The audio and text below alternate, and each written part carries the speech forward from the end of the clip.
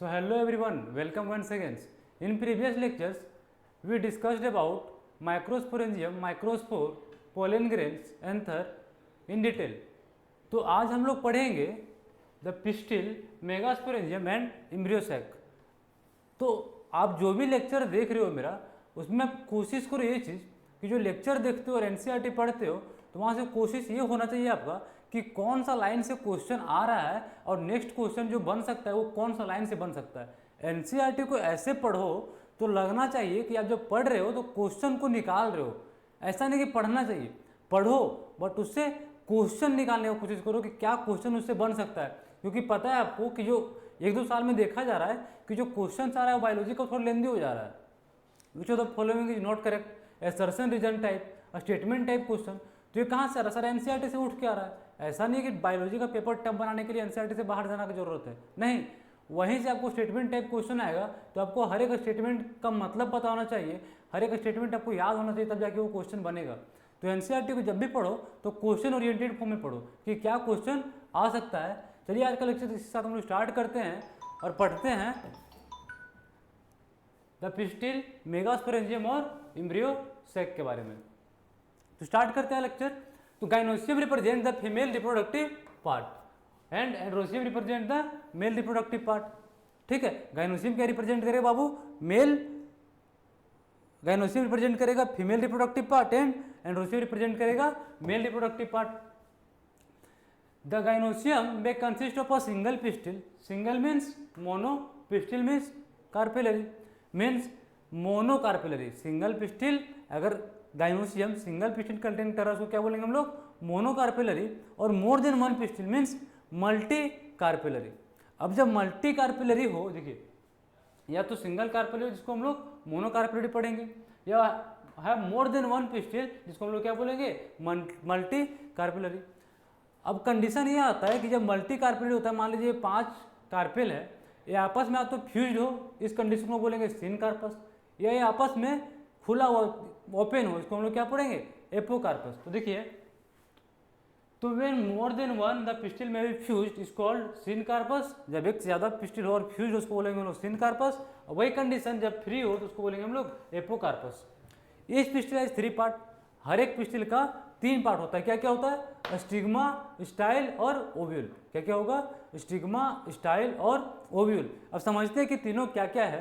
तो जो स्टिग्मा होता है वो आपका लैंडिंग प्लेटफॉर्म, जो स्टिग्मा होता है आपको क्या करता है? लैंडिंग प्लेटफॉर्म प्रोवाइड करता है. किसके लिए? पोलन ग्रेन के लिए. जब पोलन ग्रेन आपका फ्यूजन के लिए आएगा फीमेल गैमेट के साथ, तो पोलन ग्रेन कहाँ पे लैंड करेगा? स्टिग्मा के पास. उसके बाद उसका जो पार्ट होता है नीचे, उसको हम लोग बोलते हैं स्टाइल, और जो सबसे बेसल पार्ट होता है उसको हम लोग क्या बोलते हैं? ओव्यूल. तो देखिए, the stigma, style and ovary, जो आपका ओव्यूल होता है क्या क्या कंटेन करता है? जो पिस्टिल होता है क्या क्या कंटेन करता है आपका? Stigma, style and ovary. The stigma serve as the landing platform for the pollen grain. The style is the elongated slender part within the stigma. The basal bulge part of the pistil is called ovary. ठीक है, 3 part, ovary, stigma, style. क्या क्या हो जाएगा? SOS, stigma, style and ovary. Inside the ovary is ovarian cavity. जो आपका ovary होगा उसके अंदर क्या होगा? आपका ओवेरियन कैविटी होगा. जैसे मान लीजिए ये आपका ओवेरी है, इसके अंदर क्या होगा? आपका ओवेरियन कैविटी होगा. इस तरह से आपका ओवेरियन कैविटी होगा. ठीक है, जो भी आपका एक ओवेरी होगा उसके अंदर क्या होगा? ओवेरियन कैविटी होगा. और ओवेरियन कैविटी के अंदर क्या देखने मिलेगा? इस तरह से आपका प्लेसेंटा देखने को मिलेगा. देखिए लिखा हुआ है the placenta is located inside the ovarian cavity. Placenta कहाँ होगा? ओवेरियन कैविटी के अंदर होगा. Recall the definition and all type of placentation that you have studied. तो हम लोग क्लास 11 में पढ़े थे मॉर्फोलॉजी में प्लेसेंटेशन क्या होता है और उसका टाइप्स क्या होता है. तो क्या क्या टाइप्स था? मार्जिनल, एक्जाइल, है कि नहीं, और भी बहुत सारा टाइप, पैराइटल, ये सब हम लोग पढ़े थे. अब आइए डिस्कस करते हैं आगे. देखिए, ये आपको कुछ डायग्राम दिया हुआ है एनसीईआरटी का, इसको हम लोग डिस्कस करते हैं, है ना. जो डायग्राम एनसीईआरटी का दिया हुआ है इसको हम लोग डिस्कस करते हैं.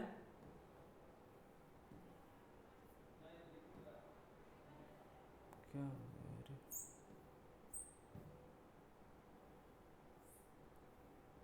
हाँ, तो देखिए क्या क्या 4 डायग्राम आपके पास दिया हुआ है एनसीईआरटी में. एनसीईआरटी में 4 डायग्राम दिया हुआ है। एक तो आपका पहला क्या है कि मोनोकार्पेलरी, देखिए इसमें कितना है, सिंगल पिस्टल है, उसमें क्या हम लोग पहला क्या डायग्राम है, मोनोकार्पेलरी। अब जब बहुत सारा कार्पेल है आपस में अगर फ्यूज है, सब कंडीशन को हम लोग क्या पढ़ेंगे, सिनकार्पस। और वहीं अगर आपस में फ्यूज नहीं ओपन है, इसको हम लोग क्या पढ़ेंगे, एपोकार्पस। ठीक है, 3 है, एक तो मोनोकार्पेलरी, ठीक है, जो कि सिंगल पिस्टल कंटेन कर रहा है। अगर बहुत सारा पिस्टल है तो आपका सिनकार्पस या तो आपका एपोकार्पस है। और लास्ट जो हमारा है वो है ओव्यूल। क्या है, ओव्यूल। इस कंडीशन को क्या बोलेंगे, एनाट्रोपस ओव्यूल। जो आपको देखिए इस तरह से आपको ओव्यूल घुमा हुआ हो उसको हम लोग क्या बोलते हैं, एनाट्रोपस ओव्यूल। अब देखिए जो ओव्यूल होता है उसके पास 2 प्रोटेक्टिव लेयर होता है, इसको हम लोग क्या बोलते हैं, इंटेग्यूमेंट। एक होगा इनर इंटेग्यूमेंट, एक होगा आउटर इंटेग्यूमेंट। जो आउटर प्रोटेक्टिव लेयर होगा उसको हम लोग क्या बोलेंगे, integument, outer integument and inner integument. जहाँ पे इंटेग्यूमेंट प्रेजेंट नहीं होगा उस जगह को हम लोग बोलेंगे माइक्रोपाइल, और जिस साइड माइक्रोपाइल होगा उस एंड को बोलेंगे माइक्रोपाइलर एंड। तो ये हो गया आपका माइक्रोपाइल, ये हो गया आपका micropylar and. Just micropylar and के अपोजिट में होगा आपका चलाजल एंड। क्या होगा, चलाजल एंड होगा माइक्रोपाइल के अपोजिट। उसके बाद आपका 2 टर्म दिया है, फ्यूनिकल और हाइलम। आइए इसको भी समझते हैं कि क्या होता है फ्यूनिकल, क्या होता है हाइलम। इससे पहले हम लोग थोड़ा आगे बढ़ते हैं, यहाँ पे समझते हैं पहले आपका फ्यूनिकल और हाइलम। मान लीजिए ये आपका प्लेसेंटा है, ठीक है, ये आपका प्लेसेंटा है। तो जो प्लेसेंटा होगा कहाँ होगा, ओवेरियन कैविटी में होगा। तो ये आपका मान लीजिए प्लेसेंट, उसके अंदर क्या होगा, आपका सीड होगा, जिसको क्या बोलेंगे हम लोग, ओव्यूल बोलेंगे। ओव्यूल कहाँ होगा, ओवेरियन कैविटी में होगा। तो ये आपका ओव्यूल, ये आपका प्लेसेंटा, और जब ओव्यूल और प्लेसेंटा जिससे कनेक्ट होता है उसको बोलते हैं हम लोग फ्यूनिकल। तो फ्यूनिकल क्या होता है, ओव्यूल और प्लेसेंटा को फ्यूज करके रखता है। उस जगह पे जहाँ ओव्यूल और फ्यूनिकल फ्यूज होता है, देखिए ओव्यूल और फ्यूनिकल जहाँ पे मिलता है उस जंक्शन को हम लोग क्या बोलते हैं, हाइलम बोलते हैं। क्या बोलते हैं, हाइलम बोलते हैं। तो क्या होता है फ्यूनिकल, क्या होता है हाइलम, कहाँ होता है प्लेसेंटा, क्या होता है ओवेरियन कैविटी, ये सब आपको क्लियर हो गया। मूव करते हैं नेक्स्ट स्लाइड में।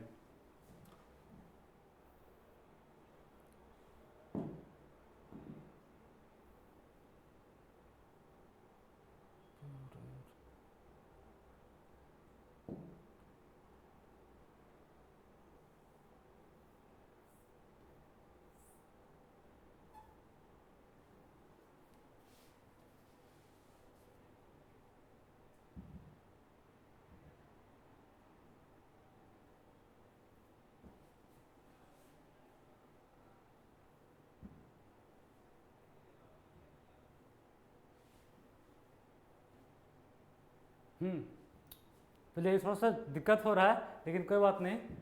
अभी स्टार्ट करते हैं, इसको आगे पढ़ते हैं। आगे जब हम लोग पढ़ रहे हैं तो देखिए क्या लिखा हुआ है, arising the placenta megasporangium commonly called ovule.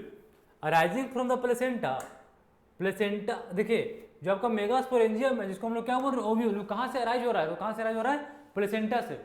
तो arising from the placenta megasporangium commonly called ovule. अब जो ये ओव्यूल है इसका नंबर वेरी कर सकता है, या तो 1 हो या तो बहुत सारा हो। एक किस में होगा, तो आपने वीट, पेडी, राइस, जिसमें क्या होता है, सिंगल ओव्यूल होता है। या फिर बहुत सारा ओव्यूल, जैसे किसमें, पपाया बात करें, वाटरमेलन का बात करें, ऑर्किड का बात करें, इसमें क्या होता है, 1 से ज़्यादा ओव्यूल प्रेजेंट होता है। कभी आपने पपीता को खाया होगा तो आप देखेंगे उसमें ब्लैक ब्लैक कलर का स्ट्रक्चर, उसको हम लोग क्या बोलते हैं, सीड, उसी के अंदर क्या होता है, ओव्यूल, है कि नहीं। उसमें क्या होता है, 1 से ज़्यादा ओव्यूल होता है, ठीक है। अब आगे क्या लिखा है, मेगास्पोरेंजियम। मेगास्पोरेंजियम का दूसरा नाम क्या है, ovule. Megasporangium is equivalent to ovule, ठीक है। कहाँ से निकलता है, कहाँ से निकलता है ये, तो प्लेसेंटा से, अराइजिंग फ्रॉम द प्लेसेंटा और द मेगास्पोरेंजियम, ठीक है।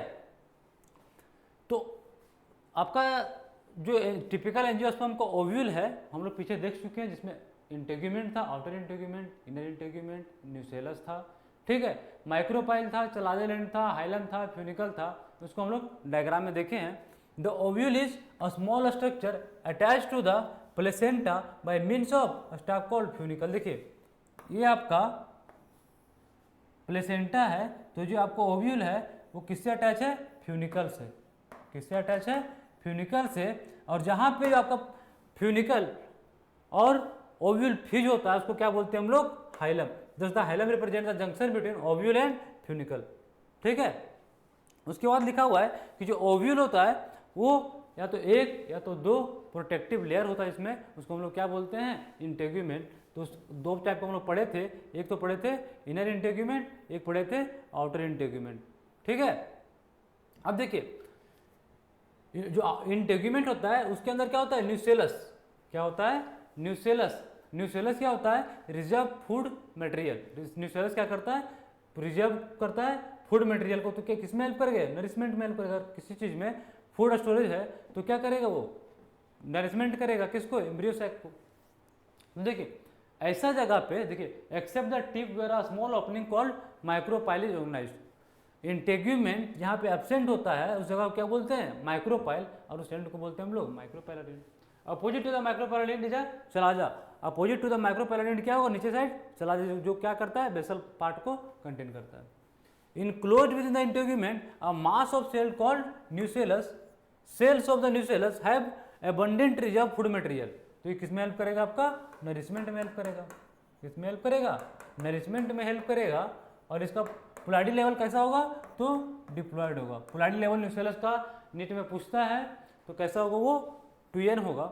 Located in the nucleus nucellus is the embryo sac और फीमेल गैमेटोफाइट। देखिए जो आपका न्यूसेलस का अंदर होगा वो क्या होगा, एम्ब्रियो सैक, और उसी को क्या बोलते हैं हम लोग, फीमेल गैमेटोफाइट। याद रखिएगा, an ovule generally has single embryo sac form from a megaspore. एक क्या बोल रहा है, एक ovule generally have single embryo sac, एक ओव्यूल के पास सिंगल एम्ब्रियो सैक होता है फॉर्म फ्रॉम अ मेगास्पोर। देखिए हम लोग क्या क्या पढ़े हैं, पहला पढ़े हैं तो पिछले लेक्चर में माइक्रोस्पोर एंजाइम, जिसको क्या बोले थे, pollen sac. Microspore male gametophyte, जिसको क्या बोले थे, पोलन ग्रेन। मेगास्पोर एंजाइम क्या, ओव्यूल। फीमेल गैमेटोफाइट का एम्ब्रियो सैक। ये चार चीज आपको याद रखना है, मैच द फॉलोइंग में आ जाता है, ठीक है। मूव करते हैं आगे। आगे क्या दिया आपका, मेगास्पोरोजेनेसिस। क्या दिया हुआ है, मेगास्पोरोजेनेसिस। तो मेगास्पोरोजेनेसिस क्या होता है, the process of formation of megaspores from the megaspore mother cell. Process of formation of megaspore from the megaspore mother cell, इसको हम लोग क्या बोलते हैं, megasporogenesis. Ovules generally differentiate a single megaspore mother cell in the micropyle region. क्या बोल रहा है, ओव्यूल ही डिफरेंशिएट होकर क्या बनाता है आपका मेगास्पोर मदर सेल। देखिए जो आपका स्पोरोजिनस टिश्यू था, जो आपका स्पोरोजिनस टिश्यू था, यहीं पे रिकॉल कर लेते हैं हम लोग, क्या डिफरेंशिएट करके क्या बना रहा था आपका, बताइए, माइक्रोस्पोर मदर सेल। और जो आपका ओव्यूल है वो डिफरेंशिएट करके क्या बना दे रहा है, मेगास्पोर मदर सेल। समझ रहे हैं, जो ओव्यूल डिफरेंशिएट करके क्या बना रहा है आपका मेगास्पोर मदर सेल, वहीं स्पोरोजिनस टिश्यू क्या बना रहा है, माइक्रोस्पोर मदर सेल। अब आगे पढ़ते हैं हम लोग। देखिए आगे आपको इस डायग्राम को पहले हम लोग समझते हैं, उसके बाद हम लोग आगे पढ़ेंगे। तो ये डायग्राम को समझते हैं तो देखिए क्या है, ये आपका मेगास्पोर मदर सेल है। जो आपका मेगास्पोर मदर सेल है वो कैसा होगा, 2n होगा। कैसा होगा, पुलाडी लेवल का कैसा होगा, 2n होगा। न्यूसेलस क्या करेगा, रिजर्व फूड मटेरियल। अब ये आपका हो गया मेगास्पोर मदर सेल। अब मेगास्पोर मदर सेल में क्या होगा, मियोसिस होगा। मेगास्पोर मदर सेल में क्या होगा, मियोसिस होगा, और बना देगा क्या, megaspore tetrad. Megaspore mother cell में मियोसिस होगा तो क्या बनेगा, 4 सेल, जिसको हम लोग क्या बोलेंगे, मेगास्पोर टेट्राड। और ये कैसा टाइप का है, लीनियर। जो इस टाइप का बन रहा है इसको क्या बोलेंगे हम लोग, लीनियर टाइप। अब देखिए ये 3 मेगास्पोर मदर सेल होगा वो डिजेनरेट कर जाएगा, और एक जो मेगास्पोर होगा जो फंक्शनल होगा वो होगा माइक्रोपाइल वाला। बहुत ही इंपॉर्टेंट क्वेश्चन नीट में पूछता है, और पूछा भी है कि जो जनरेट करता है मेगास्पोर, उसमें से जो एक फंक्शनल होता है वो किस साइड वाला फंक्शनल होता है, चलाजल एंड या माइक्रोपाइलर एंड। तो माइक्रोपाइलर एंड वाला जो होता है मेगास्पोर वो फंक्शनल होता है। अब देखिए जब ये एक मेगास्पोर फंक्शनल हुआ उसके बाद क्या होगा आपका, देखिए जब एक मेगास्पोर आपका फंक्शनल हो गया तो क्या होगा आपका फिर, कि ये जो आपका मेगास्पोर था उसमें होगा कैरियोकाइनेसिस। कितना टाइम, 3 बार। देखिए एक न्यूक्लियस से एक बार कैरियोकाइनेसिस होगा 2 बनेगा, फिर इसमें कैरियोकाइनेसिस होगा कितना बनेगा, 4, फिर इसमें होगा कितना बन जाएगा, 8। तो कितना बार माइटोसिस होगा, तो माइटोसिस होगा आपका 3 बार। कितना माइटोसिस होगा, 3 माइटोसिस होगा, जिससे क्या होगा, एक न्यूक्लियस से 8 न्यूक्लियस बनेगा। तो जो आपका एम्ब्रियो सैक बनेगा वो कितना, जो आपका एम्ब्रियो सैक बनेगा वो उसमें कितना न्यूक्लियस होगा, तो उसमें न्यूक्लियस होगा टोटल कितना, 8 न्यूक्लिएटेड कंडीशन रहेगा। तो देखिए एक न्यूक्लियस आपका था पहले, उससे बना 2, फिर 2 से 4, 4 से 8। तो पूछा जाता है क्वेश्चन कि कितना माइटोसिस डिवीजन होता है, कितना माइटोसिस डिवीजन होता है बाबू, 3। क्या होता है 3, उसमें क्या क्या बनता है, एक न्यूक्लियस से 8 न्यूक्लियस। अब जो 8 न्यूक्लियस है उसके ऊपर सेल का कवरिंग आना शुरू होता है और बनाता है एंटीपोडल सेल, एग सेल और सिनर्जिड। देखिए तो कितना सेल है और कितना न्यूक्लियस है, ये नीट में क्वेश्चन आता है। तो आप देखिए एक बार, 1 2 3 स्विट्जरलैंड में 3 सेल, जिसका नाम क्या है, एंटीपोडल सेल। वहीं देखिए हम लोग लिख लेते हैं साइड में, 3 एंटीपोडल सेल, फिर आपका कितना हो गया, देखिए 2 सिनर्जिड, सिनर्जिड कितना हो गया, 2 सिनर्जिड, एक आपका हो जाएगा एक सेल और एक हो जाएगा सेंट्रल सेल। तो कितना सेल हो गया, 3 2 5 और 2 7 सेल। तो सेल कितना हो जाएगा, 7। वही न्यूक्लियस का बात करें तो देखिए 3 एंटीपोडल का न्यूक्लियस, 2 सिनर्जिड का न्यूक्लियस, एक सेल का न्यूक्लियस, और जो सेंट्रल सेल होता है बाबू उसमें कंटेन करता है पोलर न्यूक्लियाई, और पोलर न्यूक्लियाई का नंबर कितना होता है, 2। तो देखिए 1 2 3 4 5 6 7 8, तो न्यूक्लियस कितना हो जाएगा, 8। तो कितना क्या होता है कंडीशन, 7 सेल और 8 न्यूक्लियस। तो ये पूरा कंडीशन होता है। अब देखते हैं हम लोग कि पढ़े क्या क्या। तो हम लोग पढ़े अभी तक कि जो पिस्टिल होता है उसमें 3 पार्ट होता है, स्टिग्मा, स्टाइल और ओवेरी। स्टिग्मा क्या करता है, लैंडिंग प्लेटफॉर्म प्रोवाइड करता है, स्टाइल आपका उससे नीचे सिलेंडर पास होता है, उससे नीचे जो सबसे बेसल पार्ट होता है उसको हम लोग क्या बोलते हैं, ओवेरी। अब ओवेरियन कैविटी में क्या होता है, प्लेसेंटा होता है। ओवेरियन कैविटी में क्या होता है, प्लेसेंटा होता है। अब उस प्लेसेंटा से अटैच होता है आपका ओव्यूल, किसके थ्रू, फ्यूनिकल के थ्रू। और जहाँ फ्यूनिकल और ओव्यूल फ्यूज करता है उस जंक्शन को क्या बोलते हैं हम लोग, हाइलम। अब उस ओव्यूल के ऊपर होता है इंटेग्यूमेंट और उसके नीचे होता है न्यूसेलस। जहाँ पे इंटेग्यूमेंट प्रेजेंट नहीं होता उस कंडीशन, उस जगह को हम लोग बोलते हैं माइक्रोपाइल, उस एंड को बोलते हैं माइक्रोपाइलर एंड, उसके अपोजिट साइड के एंड को बोलते हैं चलाजल एंड। ठीक है। अब उस न्यूसेलस के अंदर होगा एम्ब्रियो सैक, और एम्ब्रियो सैक को क्या करेगा न्यूसेलस, नरिशमेंट में हेल्प करेगा। अब एम्ब्रियो सैक को हम लोग क्या बोलते हैं, फीमेल गैमेटोफाइट। मेगास्पोरेंजियम किसको बोलते हैं, ओव्यूल को। अब क्या होता है, मेगास्पोरोजेनेसिस। मेगास्पोरोजेनेसिस होता है formation of megaspore from megaspore mother cell. Megaspore mother cell किससे डिफ्रेंशिएट होता है, तो ओव्यूल से डिफ्रेंशिएट हो जाता है। अब बात की हम लोग एम्ब्रियो सैक, तो एम्ब्रियो सैक में क्या हम लोग अभी तक डिस्कस किए कि 7 सेल होता है और 8 न्यूक्लियस होता है। यहाँ तक का चीज़ हम लोग को फिनिश हो चुका है। नेक्स्ट हम लोग डिसाइड करेंगे फीमेल गैमेटोफाइट और आगे का चीज़ हम लोग कंप्लीट करेंगे। तब तक के लिए थैंक यू। मिलते हैं आपको नेक्स्ट लेक्चर में। पढ़ते रहिए एनसीईआरटी, बनाते रहिए एनसीईआरटी बेस्ड क्वेश्चन और एनालाइज कीजिए पीवाई क्वेश्चंस को कि कहाँ से क्वेश्चन आता है, किस टाइप का क्वेश्चन आ रहा है, नेक्स्ट टाइम किस टाइप का क्वेश्चन आ सकता है। क्योंकि आपको पता है कि बहुत सारा सिलेबस हट चुका है। अब वो सिलेबस हटा है तो लेकिन क्वेश्चन का नंबर नहीं घटा है, तो क्या होगा कि नंबर ऑफ क्वेश्चन किसी एक चैप्टर से बढ़ेगा। जैसे आपको जेनेटिक्स इंपॉर्टेंट हो जाएगा, sexual reproduction and flowering plant आपका इंपॉर्टेंट हो जाएगा, रिप्रोडक्शन एंड ह्यूमन इंपॉर्टेंट हो जाएगा, क्योंकि नंबर ऑफ क्वेश्चन बढ़ जाएगा। और प्लस ही जो आपका पेपर हो रहा है वो आजकल लेंदी बन रहा है। तो पेपर अगर लेंदी बन रहा है इसका ये मतलब नहीं है कि क्वेश्चन एनसीईआरटी से बाहर आएगा, क्वेश्चन एनसीईआरटी से ही आएगा। बस क्या है, स्टेटमेंट टाइप और नॉट करेक्ट वाला और असर्शन रीजन वाला क्वेश्चन ज़्यादा आ जा रहा है आजकल। तो वो आपका तभी बन सकता है जब आपका कंसेप्ट क्लियर हो और एनसीईआरटी का लाइन अच्छे से समझ के याद हो। पढ़ते रहिए, देखिए लेक्चर, जो भी डाउट होता है मैसेज कीजिए, कमेंट कीजिए, उसको क्लियर किया जाएगा। तब तक के लिए थैंक यू। पढ़ते रहिए आराम से सब कुछ हो जाएगा। कोई लोड लेने वाला बात नहीं है, ना कुछ परेशान होने वाला बात है। कोई उतना बड़ा एग्जाम नहीं है नीट जिसको आप सोच रहे हैं कि इतना टफ एग्जाम है। टफ तभी तक है जब तक आप नहीं पढ़ रहे हो। जिस दिन आप पढ़ना शुरू कर दोगे एग्जाम ईजी होता है और एग्जाम ईजी ही होगा। ना कोई क्वेश्चन टफ होता है, ना कोई क्वेश्चन ईजी होता है। अगर आपको आता है तो क्वेश्चन ईजी है, नहीं आता तो क्वेश्चन टफ है, क्यों ना वो कितना ही ईजी क्वेश्चन है। पढ़िए एनसीईआरटी को, एक बार नहीं, 2 बार नहीं, 10 बार पढ़िए, 20 बार पढ़िए। एक ही चीज़ को बार बार पढ़िए और पीवाईक्यू को सॉल्व कीजिए, एनालाइज कीजिए और अच्छे से पढ़िए, मन लगा के पढ़िए, कोई लोड लेने वाला बात नहीं है। मिलते हैं नेक्स्ट लेक्चर में आपको नेक्स्ट टॉपिक के साथ, तब तक के लिए थैंक यू, बाय।